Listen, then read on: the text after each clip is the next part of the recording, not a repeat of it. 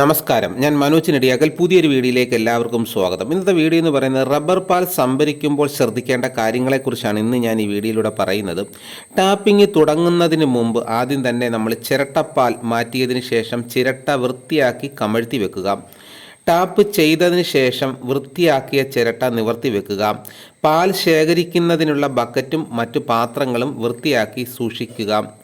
അടുത്തതെന്ന് പറയുന്നത് ശേഖരിച്ച പാൽ കഴിവതും നേരത്തെ പാൽ ഒഴിക്കുന്ന ബാരൽ വെച്ച സ്ഥലത്ത് എത്തിക്കുക.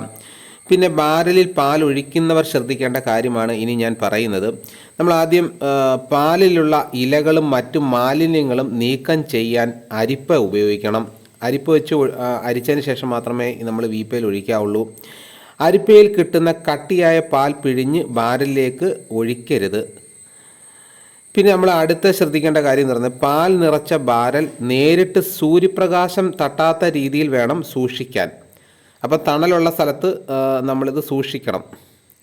പിന്നെ നമ്മൾ അടുത്ത ശ്രദ്ധിക്കേണ്ട കാര്യം എന്ന് പറയുന്നത് തോട്ടത്തിൽ നിന്ന് സംഭരിച്ചു കൊണ്ടുവരുന്ന റബ്ബർ പാൽ അരിച്ചെടുത്ത ശേഷം ഒരു ഫണൽ ഉപയോഗിച്ച് ബാരലിലേക്ക് ഒഴിക്കുക.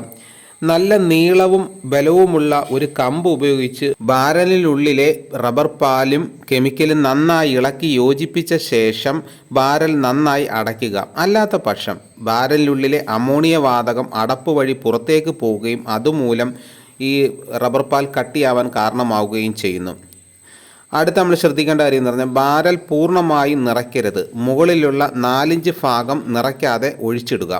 അപ്പോൾ ഇത്തരം കാര്യങ്ങളാണ് നമ്മൾ ഈ റബ്ബർ പാൽ ശേഖരിക്കുമ്പോഴും ശ്രദ്ധിക്കേണ്ട കാര്യങ്ങളും ബാരൽ ഒഴിക്കുമ്പോൾ ശ്രദ്ധിക്കേണ്ട കാര്യങ്ങളൊക്കെ.